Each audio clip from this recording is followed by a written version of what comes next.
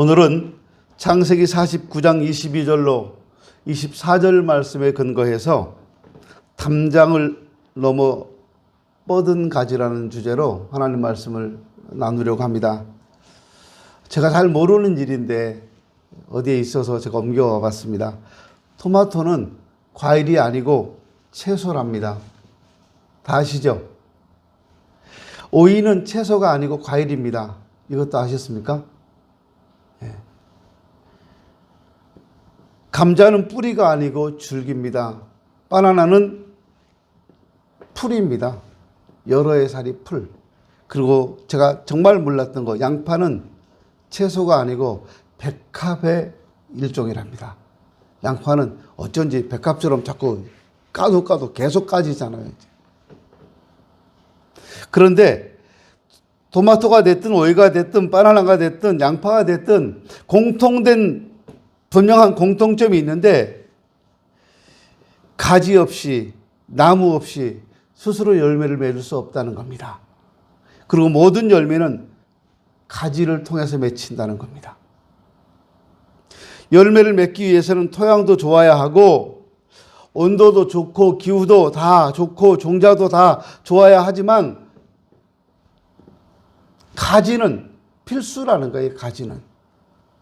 나무의 가지가 무성한 것은 열매를 맺기에 가장 좋은 조건입니다. 더구나 샘 곁에 심겨진 가지는 무성하고 싱싱합니다.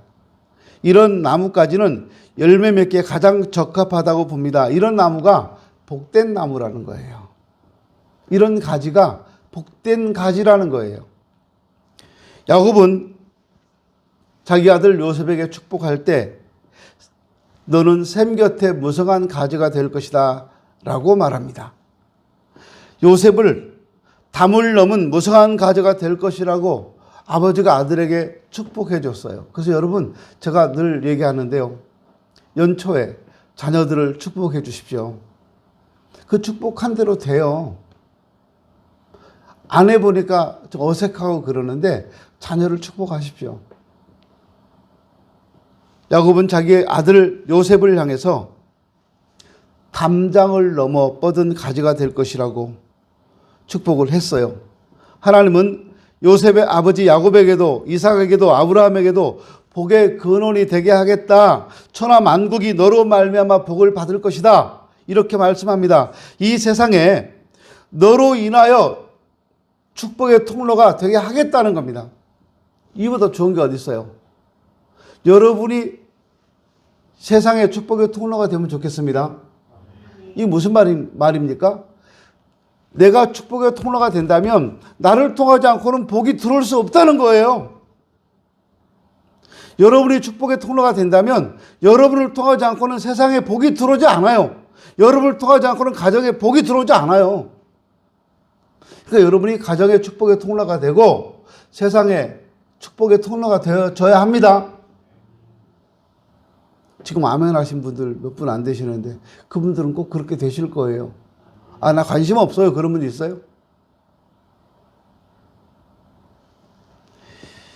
유대 전승에 보면 장자는 다른 자녀들의 2배의 축복을 받았습니다. 야곱의 장자인 르우벤은 아버지의 침상을 범한 죄로 장자의 축복을 뺏깁니다. 대신 장자의 축복이 요셉에게 전해집니다. 명분은 유다에게 가고 축복은 요셉에게로 옵니다. 하나님의 축복이 꺾이기도 하고 다른 곳으로 흐르기도 하더라 하는 겁니다. 26절에 보면 산이 한없음같이 산맥을 이루기도 하고 또 산이 무너지기도 한다고 말합니다. 요셉의 정수리로 돌아오기도 하고 비켜가기도 한다 그 말이에요. 그럼 요셉의 축복은 어떤 축복이었을까요? 요셉의 그 가지는 샘 곁에 무성한 가지라고 말하고 있습니다. 나무의 열매는 물이 필수 조건입니다. 아무리 공기가 맑고 좋다고 하더라도 아무리 흙이 좋다고 하더라도 물이 없으면 못 자라요. 공기가 좋아도 물이 없으면 안 되는 겁니다. 흙이 아무리 좋아도 물이 없으면 안 돼요. 전 세계가 지금 사막화의 위협을 받고 있습니다. 흙은 좋은데 강수량이 적으니까 점점점 사막이 넓혀지고 있다고 합니다. 정말 공기가 좋은 곳이지만 비가 오지 않고 물이 없으면 나무는 못 자라요. 비가 오지 않으면 땅이 점점 먼지만 일으키게 됩니다. 비가 오지 않으면 좋은 땅도 영양가가 없는 땅으로 되고 말아요. 혹 여러분 가보셨는지 모르겠는데 우리나라에도 사막이 있습니다. 아시는 분? 사모님은 아시는군요. 우리나라에 있는 사막을 여러분은 안 가보셨겠군요. 그러니까 모르니까. 한국에 있는 사막 가보신 분? 없어요? 사모님만 가보셨구나. 사모님 누구랑 갔어요? 그렇다고 너랑 그러면 어떻게? 사모님이 저한테요. 누구랑 갔어요? 그러니까 너랑 그러잖아요. 예, 우리나라의 사막이 충청도에 있어요. 충청도, 서천, 또 서천부터 시작해서 쭉 올라와서 다 사막이에요. 사막화가 심각하더라고요. 점점 사막이 넓어지고 있고요. 그래서 그 사막화를 막기 위해서 그 지방 군이죠. 시나 군에서 보령 이런 쪽 다 지금 사막이 되고 있습니다. 서해안이. 나무를 막 심어요. 더 이상 사막이 넘어오지 못하도록 경계선을 막아놓고요. 거기다가 나무를 심어요. 계속해서. 나무가 죽어요. 그런데 또 심고 또 심고 계속 하더라고요. 그리고 모래가 막 날아가서 사막화가 되지 못하도록 모래 위에다가 더 이상 모래가 무너지지 않도록 그 위에다가 이렇게 그물 같은 걸 씌워놨어요. 그런 우리나라 있는 사막 구경도 꽤 많이 갑니다, 거기. 정확하게 지명을 지금 잘 생각이 안 나는데 아마 서천 그쪽 지역이었던 것 같아요. 맞아요. 서해안 쪽으로 사막이 심각하게 사막화가 되고 있어서 우리나라도 그렇게 오랜 세월 이런 비옥한 땅을 가지고 있기는 어렵다라고 하는 이야기를 들은 적이 있습니다. 비가 오지 않으면 아무리 좋은 땅이라도 아무 영양가 없는 땅으로 변질되는 겁니다. 마르지 않는 샘은 나무가 자라는데 제일 필수적인 조건인데요. 물이 항상 있다고 하는 것은 나무가 자라기 위한 최상의 여건을 말하는 거예요. 최상의 환경이죠. 이것은 축복입니다. 샘 곁에 심겨진 것이 축복이에요. 시편 1편에 보면 시냇가에 심은 나무가 철을 따라 열매를 맺는다라는 말이 나옵니다. 에스겔 19장 10절에는 네 피의 어머니는 물가에 심겨진 포도나무 같아서 물이 많음으로 열매가 많고 가지가 무성하다라고 말합니다. 여러분 생각해 보세요. 나무가 나는 시냇가에 심겨지고 싶다. 나 시냇가로 갈래. 그래서 나무가 스스로 걸어갑니까? 나무 스스로 절대 시냇가에 심겨질 수가 없어요. 나무 스스로 샘 곁에 심겨질 수도 없어요. 나무가 어떻게 지 마음대로 걸어가서 심겨지겠어요? 제가 지금도 잊지 못하는 게요. 이스라엘에 갔을 때 가이사랴 빌립보에서 예수님께서 베드로에게 제자들에게 사람들이 나를 누구라고 하더냐 물었어요. 그때 베드로가 주는 그리스도시요 살아계신 하나님의 아들입니다라고 고백했던 그 자리에 가면 엄청난 큰 바위들이 있어요. 우상단지들이 잔뜩 있던, 그러니까 그 당시에 제우스라든가 이런 신들, 비너스라든가 이런 신들이 신상이 엄청나게 있었던 그런 곳인데, 거기서 지금 베드로는 예수님을 향해서 당신이 하나님의 아들입니다라고 말해요. 거기 비너스, 제우스 다 있는데.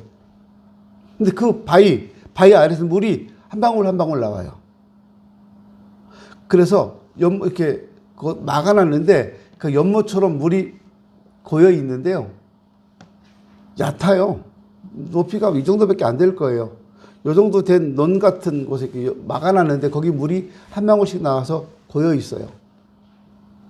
이게 반석에서 나는 물이에요. 그런데 그 물이 넘쳐서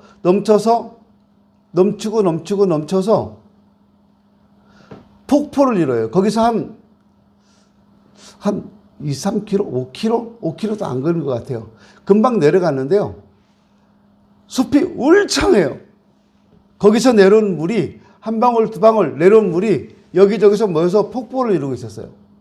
와, 그 물을 잊을 수가 없어요. 너무너무 맑고 깨끗한 물이었는데 그 폭포가 떨어지는 그 주변에는 숲이 너무 울창하고 나무도 굉장히 크고 또 성경에서 말씀하신 것처럼 겨자나무가 얼마나 큰지요.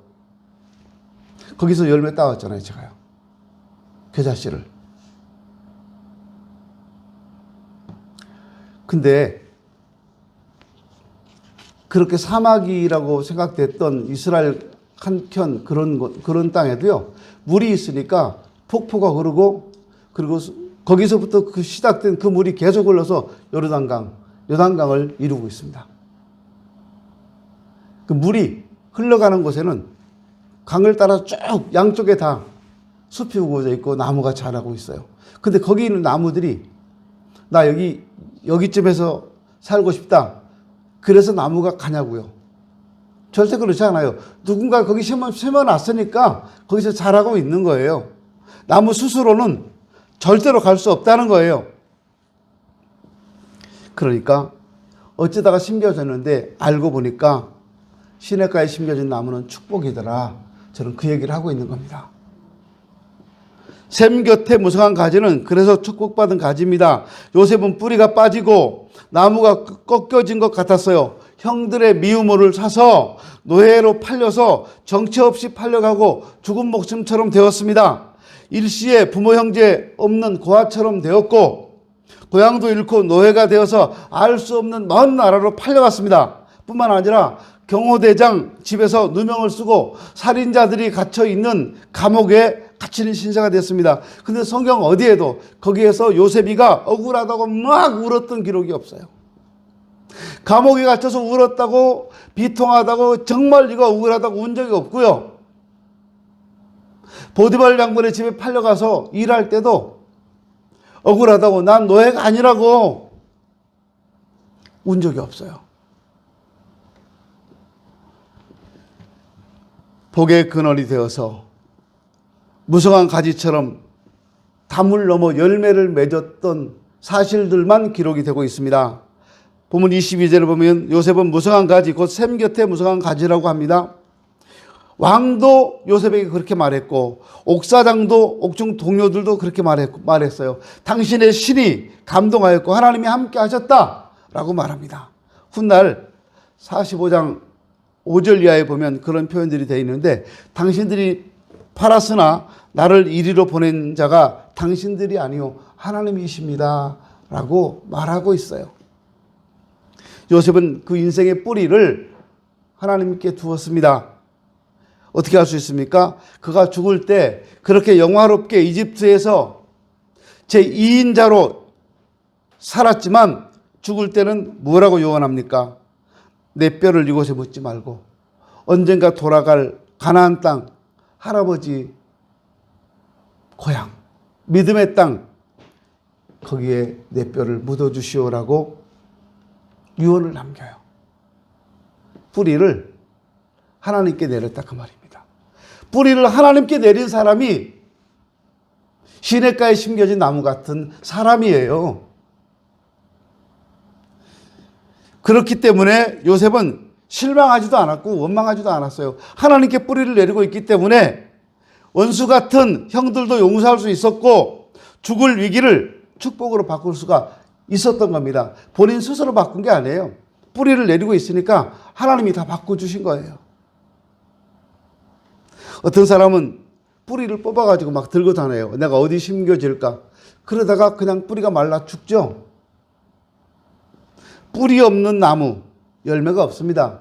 뿌리 없는 나무, 우리 뿌리 없는 사람을 근본이 없다고 말하잖아요. 하나님께 뿌리를 내려야 합니다. 하나님께 뿌리를 내린 사람이 건강하게 튼튼하게 쭉쭉 뻗어나갈 수 있는 사람이에요. 어떤 사람은 바닷물, 건수에다가 뿌리를 내린 사람이 있어요. 그런데 요한복음 4장에 보니까 이 물을 먹는 자마다 다시 목마르려니와 내가 주는 물을 먹는 자는 영원히 목마르지 아니하리니 라고 주님 말씀합니다. 내가 나의 주는 물은 그 속에서 영생하도록 솟아나는 샘물이 되리라. 이 땅에 뿌리 내리고 살면 그 뿌리가 뽑아 올린 그 물들은 아무리 먹어도 아무리 마셔도 계속 갈증이 난다는 거예요. 그러니까 물을 계속 먹는 거예요. 만족함이 없으니까. 그런데 하나님께 뿌리를 내리고 있으면 만족하다는 거예요. 영생하도록 솟아나는 샘물이 된다고 말합니다. 예수님은 영원히 죽지 않고 목마르지 않은 영생수를 우리에게 주시기 위해서 이 땅에 오셨습니다. 그러므로 예수 그리스도에게 뿌리를 내린 사람은 영원히 삽니다. 예수님께 뿌리를 내리십시오. 요셉의 가지는 담을 넘었습니다. 우리 집에 있는 나무 가지가 담을 넘어 옆집으로 가면 이웃으로 넘어간 가지에서 열린 열매는 내 것일까요? 그 옆집 걸까요? 우리 집에 나무를 심었어요. 그런데 제 팔이 가지라고 생각해 보세요. 여기가 우리 집 담장이에요. 담장 밖으로 가지가 뻗어나가서 이렇게 열매를 많이 맺었어요. 열매를 맺혔는데 이 열매가 내 걸까요? 이 집 걸까요? 자, 1번 내 것이다. 2번 옆집 것이다. 왜요? 왜 옆집 거예요, 김현미 쌤? 그냥 찍었어? 네. 송건사는 왜 옆집 거예요? 옆으로 뻗어가면요, 그거 내가 먹어도 되고 옆집에서 먹어도 되는 거예요. 내 거라고 주장할 수 없어요. 그 법적으로도 내 거 아닙니다. 뻗어나간 가지에서 열린 열매는 내 것이 아니고 옆집 거예요. 옆집이 먹어도 괜찮아요. 그리고 내가 먹어도 괜찮아요. 내 나무에서 나갔으니까. 옆집에서 따먹었다고 막 성질 부리면 안 됩니다. 성경은 담을 넘은 가지를 가난한 이들을 위한 배려로 해석해주고 있어요. 그러니까 가지가 담을 넘으면 이웃을 풍성하게 하고 유익하게 해준다는 거예요. 곡식을 수확할 때 떨어진 이삭을 줍지 말라고 합니다. 포도 열매를 딸 때도 다 따지 말고 떨어진 포도 열매 줍지 말라고 하십니다. 왜냐하면 가난한 사람이나 고아들이나 나그네들이 먹기 위해서 그래요. 우리나라도 옛날에 그 감을 딸 때 다 따지 않고 조금 남겨뒀어요. 감나무마다 한 서너 개씩 남겨뒀죠. 누구 먹으라고요? 까치 먹으라고. 그래서 그걸 뭐라고 그래요? 까치밥. 까치밥이라고. 감이 많은 동네에서 오신 우리 송건사님은 다 알고 말씀하시잖아요. 까치가 먹어요? 사람이 먹어요? 근데 그거요? 결국 사람이 먹더라고요. 까치도 먹어요 와서요. 좋아요. 근데 그게 서리를 맞고 잎사귀 다 떨어지고 그 감만 이렇게 서너 개 달려 있으면 그게 정말 달고 맛있어요. 나중엔 사람이 따서 먹어요, 그거. 근데 까치밥이라고 그래요. 까치 먹으라고 남겨놓는 거예요, 그거. 담을 넘는 가지는 우리 것이지만, 내 것이지만, 남의 것이기도 한다는 거예요. 남을 위해서 사용할 수 있어서 그래요. 남들이 사용할 수 있으니까 그러는 거예요. 요셉의 가지가 담을 넘었도다라고 말합니다. 담을 넘었다는 말은 힘이 있다는 거예요. 내 나무에서 옆집으로 넘어갔으니까 옆집 사람이 따먹기 싫어서 그 가지를 담을 못 넘게 해보세요. 가지를 잘라버린다든가. 그러면 그 나무가 어떻게 되겠어요? 그거 너무 아까운데 생각하지 마세요. 그거 내가 먹을 수 있고 옆집 사람도요. 얌통머리 없이 자기가 다 따먹진 않을 거예요. 몇 개 먹고 싶은 거 먹고 나머지 놔둘 거예요. 결국 내 거예요, 내 거. 물은 힘입니다. 물은 나무로 하여금 담을 넘게 하는 힘을 가지고 있어요. 나무는 뿌리, 가지, 줄기, 잎, 열매를 가집니다. 잎과 열매는 가지에 붙어 있어요. 관상수, 유실수 할 것 없이 잎은 가지에 붙어 있습니다. 그리고 열매는 가지에서 맺힙니다. 가지가 힘이 있어야 열매를 많이 맺히는 거예요. 힘이 없는 가지는 자기 하나 지탱하기도 힘듭니다.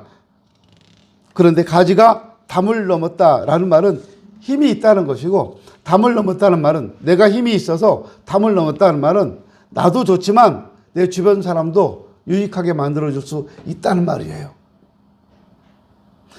예수님 말씀하신 겨자씨 비유를 보세요. 작은 씨가 싹이 나고 자라서 무성한 나무가 됩니다. 작은 가지지만 자라면 공중의 새가 와서 깃들이는 무성한 나무가 됩니다. 작지만 힘 있는 가지가 돼요. 저는 봤어요. 이 겨자 나무가 얼마나 크냐 하면 웬만한 느티나무만큼 커요. 씨는 보이지도 않게 작은 게.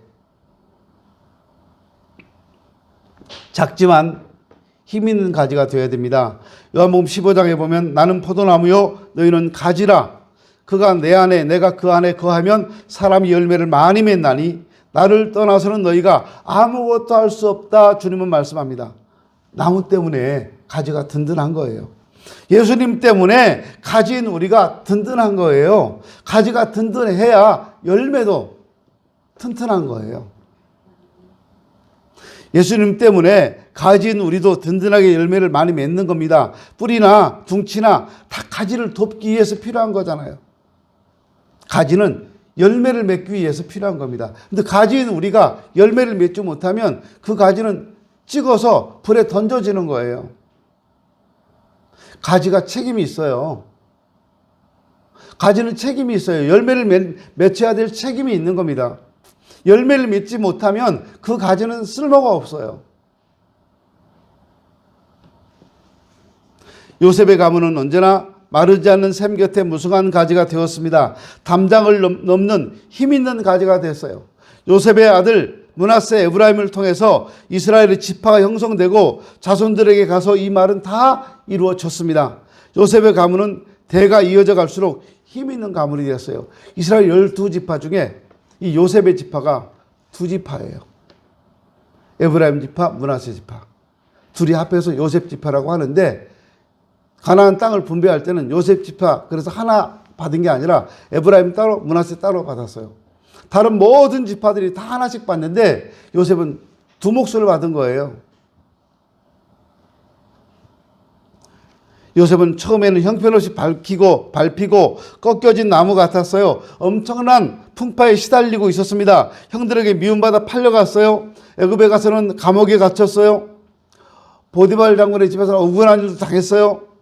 근데 꿈 해몽을 잘해서 총리가 되었어요.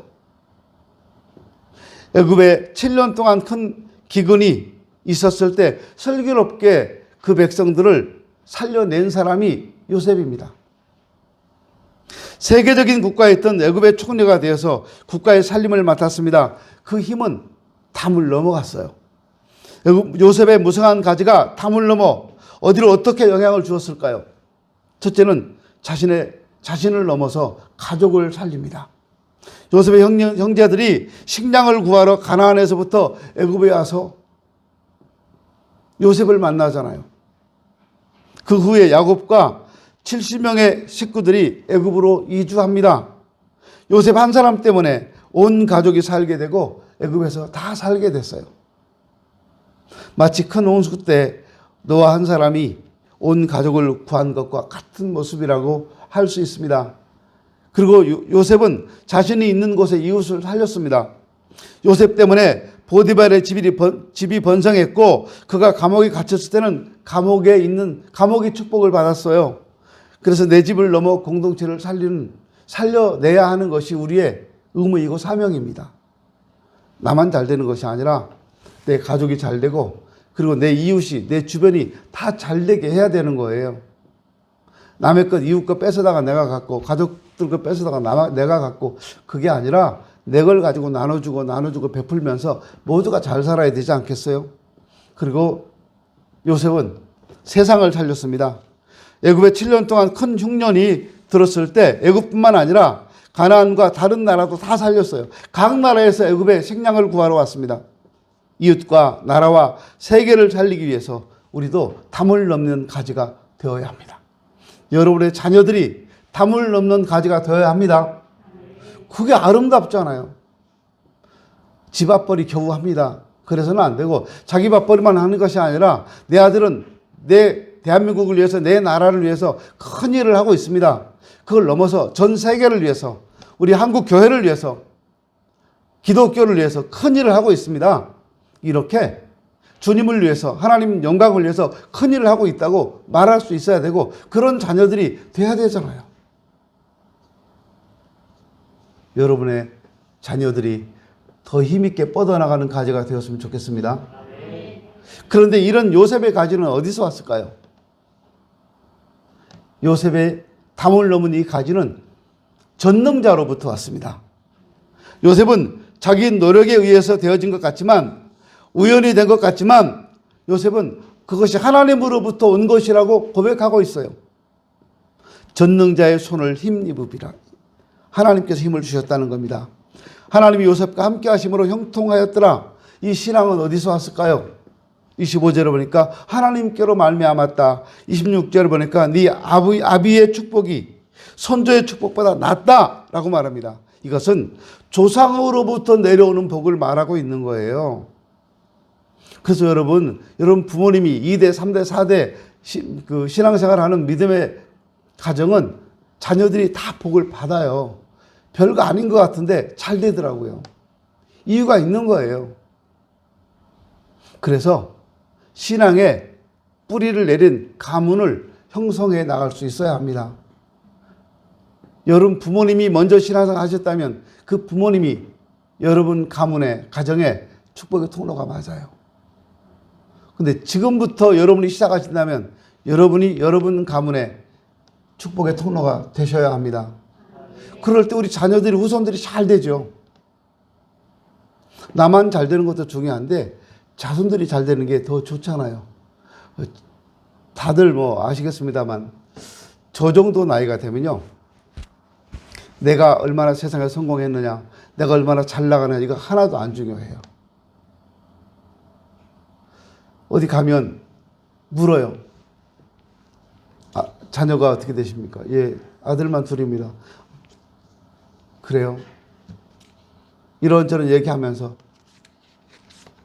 아들들이 뭐 합니까? 아들들은 어떻게 지냅니까?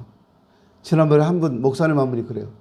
내 아들은, 난 아들이 셋인데 하나는 포철에서 근무하고 또 하나는 뭐 어디서 근무하고 우리나라 최고 기업에만 다니더라고요. 3명이 다. 다 연구원으로 있고 연봉이 1억이 다 넘는데요. 그래서 그 목사님이 되게 자랑을 많이 했어요. 그래서 제가 부러웠어요. 속으로. 되게 부러웠어요. 근데 다른 분이 또 물어요. 자기는 뭐 아들이 어떻고 딸이 어떻고 한 분은 딸이 셋이라든가 둘이라든가 근데 하나는 학교 선생님이고 또 하나는 그 피아노 학원을 하는데 돈을 그렇게 잘 벌고 하나는 간호사인데 그렇게 예쁘고 또 막 자랑을 해요. 딸. 다들 뭐 그렇게 하더라고요. 저한테 물어요. 저는 그냥 특별하게 내세울 게 없네요. 그러니까 한 분이 딱 뭐라 그러냐면요. 목사님 아들이 목사잖아. 그럼 성공한 거지. 그래요.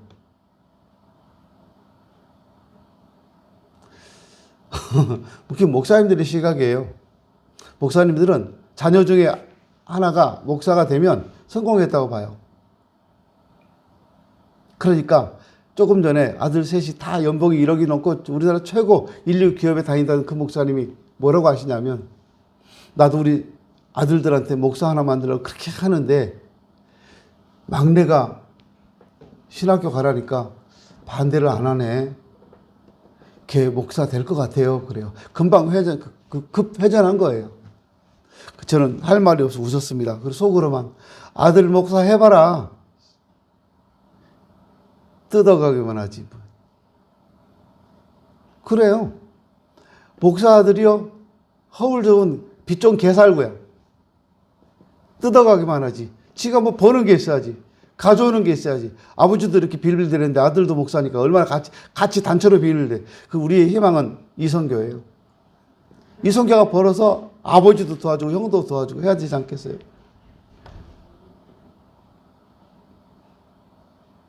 목사 아들 별로 안 좋더라고. 돈을 안 갖다 줘, 돈을. 어려울 때 찾아와서 손만 벌리고.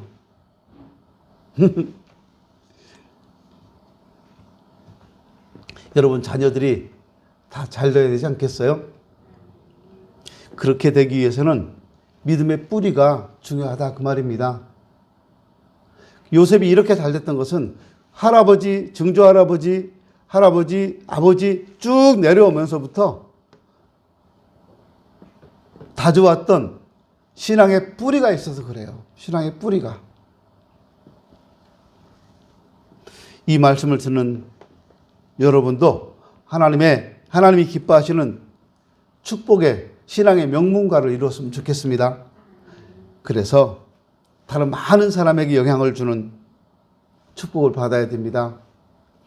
담을 넘어야 돼요. 우물 안의 개구리가 아니라 담을 넘는 가지가 돼야 돼요. 그래서 내 가족과 이웃과 전 세계를 뻗어서 많은 사람들에게 도움을 주고 유익을 줄 수 있어야 합니다. 그들이 나를 통해 부여하게 되고 사람들이 나를 통해 복을 받고 구원받고 그렇게 할 수 있도록 앞장서는 그리스도인이 되면 좋겠습니다. 먼저 여러분이 담을 넘는 가지가 되십시오. 자녀들에게만 미루지 말고 내가 먼저 담을 넘는 가지가 되어야 돼요. 그래야 자녀들도 그 가지에서 덕을 봐요. 이웃에게 뻗은 우리의 가지 열매가 이웃의 것이 될 수 있게 해야 되고 내 지역을 넘어서서 더 큰 일을 할 수 있어야 하고 더 큰 일꾼으로 일어서야 합니다. 이제 나의 담을 넘어 가족에게, 친척에게, 이웃에게, 동료에게 뻗어나가서 그들을 구원하는 일에 앞장서면 좋겠습니다. 우리 주변에 있는 사람들에게 생명을 공급하는 가지가 되십시오. 마르지 않는 샘인 그리스도 곁에서 무성하게 자란 가지가 되었으면 좋겠습니다. 그리고 담을 넘어 많은 사람에게 생명을 줍시다. 담장 너머에 있는 그들을 다 주님께로 이끄는 무성한 가지 같은 힘 있는 성도들이 되었으면 좋겠습니다. 기도합니다.